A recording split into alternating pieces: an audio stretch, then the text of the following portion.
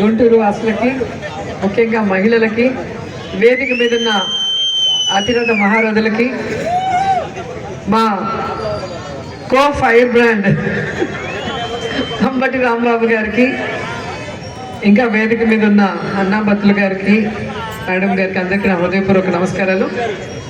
నిజంగా చాలా చాలా సంతోషంగా ఉంది. ప్రతి సంవత్సరం సంక్రాంతి ముగ్గుల పోటీ అంటే అంబటి గారు మమ్మల్ని ఖచ్చితంగా పిలుస్తారు, ఆ సంబరాల్లో పాలు పంచుకునే అవకాశాన్ని ఇస్తారు. అలాగే ఈసారి కూడా ఇక్కడికి పిలవగానే మేము ఎందుకు వచ్చామంటే, సంక్రాంతి అంటే ముగ్గుల పోటీలు, ఎడ్ల పందాలు, కొత్త అల్లుళ్ళు, కొత్త వంటకాలు, అంతే కదా, కోడి పందాలు. సో అంత కలర్ఫుల్గా, సంతోషంగా, జాలీగా ఉంటుంది. మనం కూడా ఆ సంబరాల్లో పాలు పంచుకోవాలని ఇక్కడికి వచ్చాను. ఇక్కడికి వచ్చిన తర్వాత మహిళలందరూ కూడా ఎంతో అందంగా ఒకరిని మించి ఒకరు పోటీ పడి ముగ్గులు వేశారు, సంబరాలు చేశారు. వాటన్నిటిలో కూడా ఎవరు first, second, third, fourth, fifth, sixth అని ప్రైజులు కూడా కొట్టేశారు. సో సంక్రాంతి ఈ రాష్ట్రంలో అందరికన్నా ముందు గుంటూరుకే వచ్చేసిందని అర్థమైంది ఇక్కడికి వచ్చిన తర్వాత. ఎందుకంటే ఎప్పుడు అంబటి రాంబాబు గారు తను ఎక్కడుంటే అక్కడ ఆ ప్రజల్ని సంతోషంగా పెట్టడంలో, వాళ్ళందరితో సంక్రాంతి సంబరాలు చేసుకోవడంలో ఆయన ఎప్పుడు ముందుంటాడు. రాంబాబు అంటే సంక్రాంతి, సంక్రాంతి అంటే రాంబాబు అనే బ్రాండ్ తెచ్చుకున్నారు. పటిష్టపరిచే విధంగా పని చేసుకుంటూ వెళ్ళటం మనం అందరం కూడా చూస్తున్నాం. గెలుపోవటంలో సహజం. ప్రతిసారి గెలవటానికి మనం ఏం దేవుళ్ళు కాదు. ఎందుకంటే ప్రజలకి ఆశలు మారుతాయి, ఆకాంక్షలు మారుతాయి. ఒక్కొక్కసారి జాలితో కూడా కొంతమందికి అవకాశం ఇవ్వాలని ఇచ్చుంటారు. కానీ ఈరోజు మీకు తెలిసి ఉంటుంది, జగన్ గారిని వదులుకున్నందుకు, వైఎస్ఆర్సీపీ ఎమ్మెల్యేలను వదులుకున్నందుకు ఎన్ని కష్టాలు పడుతున్నామో అని. ఈరోజు గ్రామాల్లోకి వెళ్తే సంక్రాంతి సంబరాలు చేసుకునే పరిస్థితి లేదు.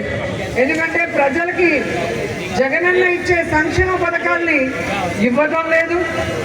అవి ఇస్తాము, అది కాకుండా ఎవరితో అయినా కలబడతాడు. ఎలా అయితే అందరినీ నవ్విస్తారో, జగన్ గురించి ఎవరైనా తప్పుగా మాట్లాడితే మాటలతో వాళ్ళ తాట కూడా తీస్తాడు. అవునా కదా? సో రాంబాబు గారు, జగన్ గారు పార్టీ పెట్టక ముందు నుంచి, ఆయన కాంగ్రెస్ నుంచి బయటకు వచ్చినప్పటి నుంచి జగన్ గారి వెనకే నడిచినారు. ఈ రోజుటి వరకు ఎవరు ఎన్ని మాట్లాడినా కూడా జగన్ అన్నకి సైనికుడిగా వైఎస్ఆర్ గారికి కూడా తెలుసు.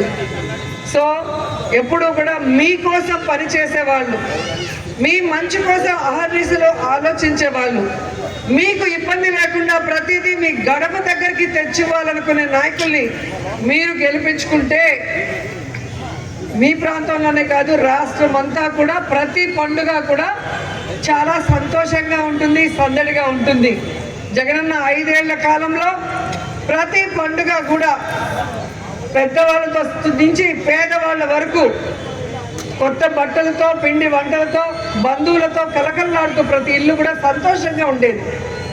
కానీ ఈరోజు ఎటువంటి వెల్ఫేర్ స్కీమ్ లేకుండా, సంక్షేమ పథకాలు ఎవరికి అందక ఏ విధంగా పండుగలు జరుపుకోవాలో తెలియని పరిస్థితి చూశారు కదా మీరే. అంతకుముందు ప్రతి పండగకి ఏదో ఒక బెనిఫిట్ వచ్చేదా కాదా? అమ్మఒడి అంటారు, చేయూత అంటారు, విద్యా కానుక అంటారు, ఆసరా అంటారు, రైతు భరోసా అంటారు. సో ఏదో ఒక రకంగా ఒక సంక్షేమ పథకం మీ ఇంటికి వస్తుంది. కాబట్టి మీరు సంక్షేమంతో పాటు సంతోషంగా కూడా ఉండటానికి అవకాశం ఉండేది. కానీ ఈరోజు హాస్పిటల్కి వెళ్తే ఆరోగ్యశ్రీ లేక మీరే అప్పుల పాలై మీకు మీరే చూపించుకోవాల్సి వస్తుంది. అలాగే స్కూల్స్కి వెళ్తే ఇంగ్లీష్ మీడియం తీసేసి ఈరోజు మళ్ళీ గవర్నమెంట్ స్కూల్స్ నుంచి ప్రైవేట్ స్కూల్స్కి వెళ్ళి అప్పుల పాలయ్యే పరిస్థితి వచ్చింది. కాబట్టి అప్పులు విద్యకి, వైద్యానికి సరిపోతుంది, ఇంకా పండుగలకి ఎక్కడ చేస్తామన్న ఒక డీలా స్థితికి అందరూ వచ్చేయటం మనం చూసాం. అదే 5 ఏళ్లలో మేము వచ్చాం. ప్రతి ఫంక్షన్కి ఎక్కడికి వచ్చినా కూడా ఎంత జన సమూహంతో, ఎంత సందడిగా, ఎంత సంతోషంగా ఉండేది. సో అలా మళ్ళీ రావాలి, మీరందరూ కూడా సంతోషంగా ఉండాలి, మీ పిల్లల భవిష్యత్తు బాగుండాలి, అలాగే మన రాష్ట్రం బాగుండాలి అంటే జగనన్న ముఖ్యమంత్రి అవ్వాలి. జగనన్న ముఖ్యమంత్రి అవ్వాలి అంటే ప్రతి వైఎస్ఆర్సీపీ ఎమ్మెల్యే ఎంపీలు గెలవాలి.